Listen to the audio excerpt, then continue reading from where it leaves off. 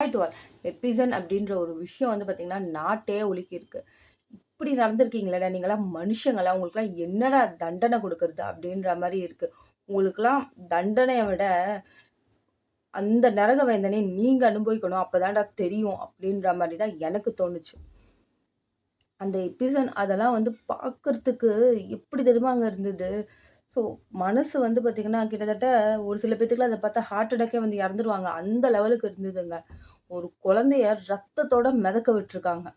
அந்த கிளிப்பிங்லாம் எடுத்து வந்து பார்த்தீங்கன்னா, எடிட் பண்ணி, சரி இத பத்தி பேசுறாங்க அப்படின்னு அந்த கிளிப்பிங்லாம் பார்த்தா தான் ஒரு சில பேர் கிளிக் பண்ணி அந்த வீடியோவே பார்ப்பாங்க அப்படின்னு சொல்லிட்டு, அந்த கிளிப்பிங் எடுத்து வைக்கலாம் என்னோட வீடியோல அப்படின்னு சொல்லிட்டு யோசிக்கிறதுக்கே எனக்கு பயமா இருக்குது.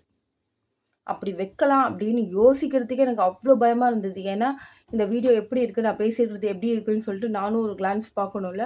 ஸோ அந்த கிளிப்பிங் வந்து என்னோட ஃபேஸ் தெரியுது.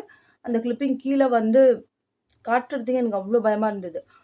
எப்படி அந்த வீடியோ பார்க்கறதுக்கும், அந்த ஃபோட்டோவ பார்க்கறதுக்கே எங்களுக்குலாம் அவ்ளோ பயமா இருக்கு. உங்களால எப்படிடா இவ்ளோ கேவலமா நடந்துக்க முடியுது? அதுவும் ஒரு குழந்தைங்க கிட்ட.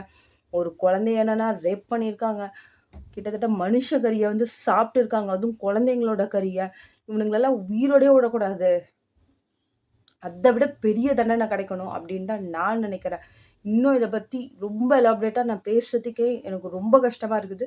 அதனால இதோட நான் இந்த வீடியோவ முடிக்கிறேன். இந்த மாரி நடந்துக்கிற அரக்கனுங்களுக்கு என்ன தண்டனை குடுத்தா கரெக்ட்டா இருக்கும் அப்படின்றத நீங்க கமெண்ட் பண்ணுங்க. மறுபடியும் நம்ம வேற ஒரு வீடியோல சந்திப்போம்.